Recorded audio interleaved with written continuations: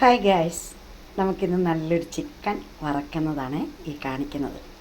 അപ്പോൾ ഞാൻ ചിക്കൻ വറക്കാൻ വേണ്ടിയിട്ട് ആദ്യം ചെയ്തത് എന്താണെന്ന് ചോദിച്ചാൽ, നമ്മുടെ ചിക്കൻ കഴുകി വാരിയെടുത്ത് മഞ്ഞൾപ്പൊടി, കാശ്മീരി മുളക് പൊടി, ഗരം മസാല, ആവശ്യത്തിന് ഉപ്പ്, കറിവേപ്പില, ഇത്രയും സാധനം ഇതെല്ലാം കൂടെ ഇളക്കി അടുപ്പിൽ വെച്ചു വേവിച്ചെടുത്തിട്ട് നമ്മൾ എണ്ണയിലിട്ട് വറക്കുന്ന ഭാഗം ഇത്.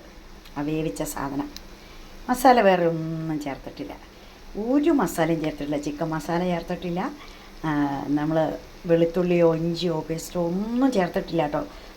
നമ്മുടെയൊക്കെ ധാരണ വീടുകളിൽ വാങ്ങിക്കുന്ന എല്ലാത്തിനെയും വെളുത്തുള്ളി ഇഞ്ചിയൊക്കെ ഉണ്ടെങ്കിലേ വെക്കാൻ കൊള്ളുള്ളൂ എന്നാണ്. അങ്ങനെയൊന്നുമില്ല, വെളുത്തുള്ളി ഇഞ്ചിയൊന്നുമില്ല. ഇങ്ങനെ ഒന്ന് വെച്ച് നോക്കുക, നിങ്ങൾ ഇതുപോലെ ഒന്ന് ചെയ്യണം കേട്ടോ. നല്ല അടിപൊളി ടേസ്റ്റാണ് ഇതിന്.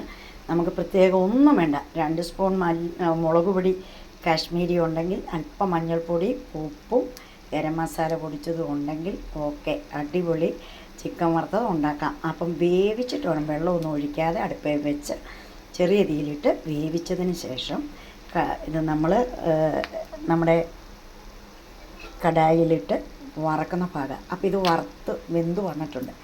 ഇതിനി നമ്മൾ കോരാൻ പോവാട്ടോ. കോരിയിട്ട് ഇങ്ങനെ വെക്കുക, കാലും ഒക്കെ. ഇത് നമ്മുടെ കുഞ്ഞുങ്ങൾക്ക് എന്തിഷ്ടമാവുമെന്ന് അറിഞ്ഞോ? ഭയങ്കരമായിട്ട് ഇഷ്ടമാവും കേട്ടോ നമ്മുടെ മക്കൾക്ക്. അപ്പോൾ എല്ലാവരും ഇതൊന്ന് ചെയ്ത് നമ്മുടെ കുഞ്ഞുങ്ങൾക്ക് കൊടുക്കണം കേട്ടോ. ഒരു പേസ്റ്റും വേണ്ട, ഒരു പ്രത്യേകിച്ചുള്ള ഒരു മസാലകളും ആഡ് ചെയ്യാതിരിക്കുന്നതാണ് ഏറ്റവും നല്ലത്. പിന്നെ ഇതുപോലുള്ള ഒരു ടിഷ്യൂ പേപ്പർ വെച്ച് നമ്മൾ വെക്കുകയാണെങ്കിൽ ആ എണ്ണ ഇതിനകത്ത് വലിഞ്ഞോളും.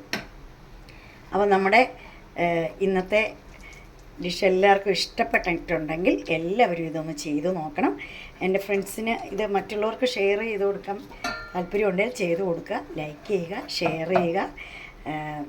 അപ്പോൾ നിങ്ങളും ചിക്കൻ വാങ്ങിക്കുമ്പോൾ ഇതുപോലെ എല്ലാവരും ഒന്ന് ചെയ്ത് നോക്കുക.